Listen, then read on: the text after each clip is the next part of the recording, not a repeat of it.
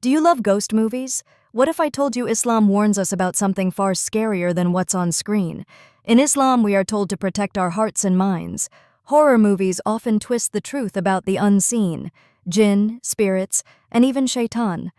Instead of strengthening faith, they can plant fear, doubts, and even curiosity about haram practices like magic. Allah says, "Do not follow that of which you have no knowledge. Indeed, the hearing, the sight, and the heart, all will be questioned."